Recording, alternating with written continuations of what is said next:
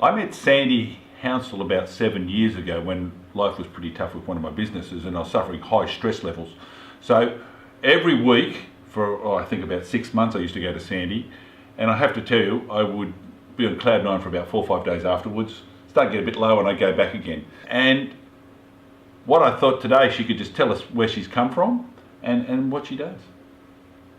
Well, I was born in the UK into a family of spiritualists. So my mum was a psychic and my father developed his healing abilities. So being around spirit all of our life and seeing them around the house and that just being part of our life was the most natural part of living to me. And it made a lot of sense to understand that side of life. Went to a lot of spiritualist churches each week and sat in seances when I was a child. And then learnt mediumship development in my teens and early 20s for about 7 years.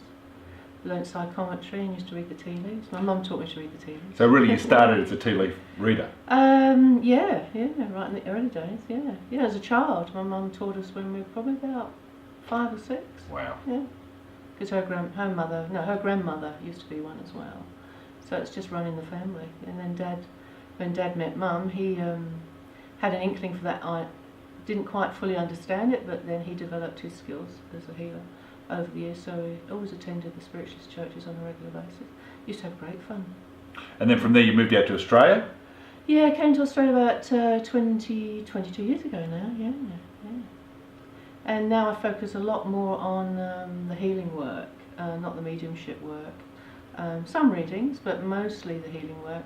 And I suppose you could call it psychology of the soul healing. I used Theta healing in with that to change specific programs, but by connecting to the soul I get a complete picture of what's going on in a person in terms of their spiritual self and the other side of us, which is our human self. So I get a complete picture of the subconscious mind, the physical body, the health of the mind, health of the body, and where a person is emotionally and why all those things are occurring in their life. So people get to understand the why, which is very uplifting and healing in itself. So when I connect in with the soul, I get a complete picture. If it's fragmented like a jigsaw puzzle with lots of breaks, then I know that person's in quite a bad place, and it's a question of then of piecing those parts of the jigsaw back together again. And it's finding the root causes to each problem, whether it's ancestral or genetic, or things that have occurred in their childhood. So it helps to really piece a person back together, to build a foundation where they start to feel a lot more strong within themselves. So it's really putting a person back inside of themselves and reconnecting to their true self.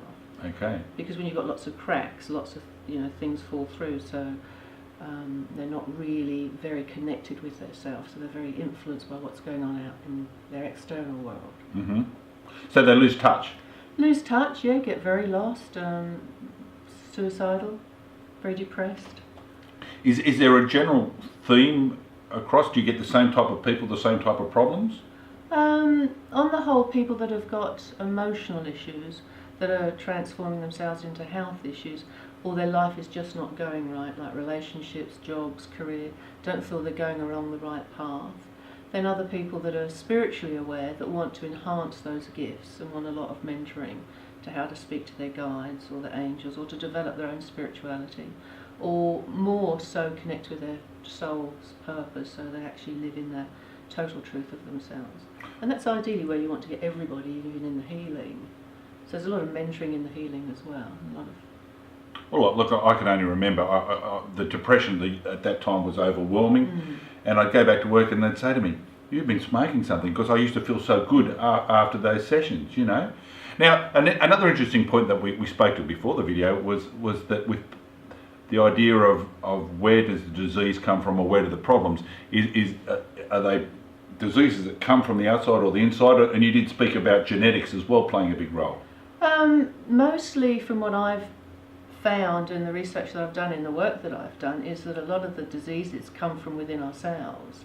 That means we don't necessarily manufacture them through childhood as we grow, but they might have their roots in our ancestral DNA or in our genetic DNA. Right. So by working with the soul, because the soul's got a picture of every life that we've ever lived, but also all of our genetics and our ancestral history, it can show me where that, let's say someone's got heart disease, and their mother's had heart disease, it may well be that generations back there was a lot of trauma in that life that led to a weakening in the hearts, and that causes a defective gene in the DNA if it's a really powerful trauma. Yep. And if you imagine what we lived like in the Middle Ages, lots of people got burnt for their beliefs. There's a lot of people were slaves, a lot of rape and pillaging, a lot of trauma, and you know, a lot of that is still floating in our ancestral DNA. And if the root cause of a person, like if you had heart disease, went back that far, I would go back that far to all of the souls down that line to fix it, and then fix them all coming forward, so That's it amazing. fixes in you.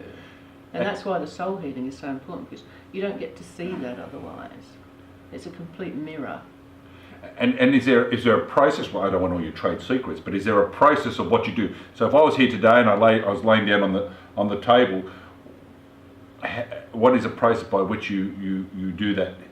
Well, I would get you to focus on your heart chakra and take you into a little meditation, just so that you are connected to yourself. Even if it's very new to you, it just starts that process. It's actually teaching you in a subliminal way that it feels safe to connect with you. Yep. Because a lot of people feel very unsafe with themselves. Yep. I then connect into the creative source, into the universal mind and soul, and just ask to be connected with that person's soul. So I usually go on a little bit of a journey into a light somewhere, and then I get shown the soul. Sometimes I see the soul as that jigsaw, very fragmented. So I know there's lots of problems going emotionally, physically, mentally, throughout that whole person's life. If the soul's really, really bright, I know the fundamental core of that person's strong, but the human side of them, because we've got our soul self and our human self, the human side has lost their way a little bit and is getting affected by the ego and the external factors, but fundamentally their core strength is there. They just don't know it, they've strayed. So they're not in such a bad place. So you actually, when you say you see the soul, you see it as a light. Well, no, I sometimes see it. Well, I also see it as a Rubik's cube. If I could just explain that first. Yes. And then the Rubik's cube. If some of the cubes are misshapen, or some of the faces are a little bit dull, or bits are missing, that's like in between the really extreme fragmented soul and the soul fundamental core part of a person is strong, but the human side is. Needs some work, because if the soul's very fragmented, it means all the trauma's gone right down to the very core of a person. So people in that state are usually very depressed, they could be suicidal, nothing in their life is working. Right. And the more fragmented the jigsaw puzzle, the worse. And when we lose sight of ourselves into that deep depression, that's when our soul's fragmented all over the place. So it's pushing all the pieces you put all back together. Put all the Rubik's cube. It's like putting a person back together. But if it's like a Rubik's cube and bits are missing or bits distorted, then it's focusing on those specifics, because fundamentally, again, it's not too bad. They sit somewhere in between. Right. So again, so if people have emotional issues or psychological issues, that's very good for that. And not that I'm telling stories, and I don't always have things wrong with me, let me tell you. But last year I had an overactive thyroid. It caused my heart to palpitate at extremely high rate, and within a 2-week period I lost 13 kilos. Worst I've never been in my entire life. If you ever know me, I'm overzealous, and I was on high medication to slow everything down, and I went, oh, Sandy, I might go see Sandy. Now, I haven't seen you for a while. I hadn't seen Sandy for years, and the funny thing was, she didn't know till tonight, so I went to Sandy, had the healing session. From the day after, I had a quantum change, and I mean not just a little change in my health. My recovery rate almost just went pow, and then I suppose the mind says, now is that a coincidence? Did the drugs just kick in, or was it Sandy? I don't know, but the difference was just amazing. So again, if you have people that come to see you with physical ailments, absolutely, yeah. It's just that, I mean, people come through to see me with physical ailments or emotional issues. And it doesn't really matter in that sense. It's getting to the root cause. That's the important part. And if you don't fix the root cause at that fundamental level, the core of our being, then those things have a habit of coming back again. Right. So it's a subconscious. It's nothing to do with what the mind thinks or your. No, but the mind. I mean, you know, it's to take a little while. Maybe we do that as another one. time Yes, to I think show so. you how it all links together. But Another video. let's take the one that's fundamentally the light is bright. Then it's just maybe the subconscious and the conscious mind have got issues that may, if they're not fixed, throw up diseases in the body later on. But someone that's very fragmented could already have bad health as well, or potentially right close to having a complete breakdown. Okay. And if you don't fix those things at that core level, because the way the body's intrinsically linked in with the soul and all those other parts of it, there's always a knock-on to the body. And the body's the last thing in the line. And as I say, I think that's probably subject of another one. Can I explain where all the emotions sit in there and why we get sick? Yep. And then what happens to the physical body. All right.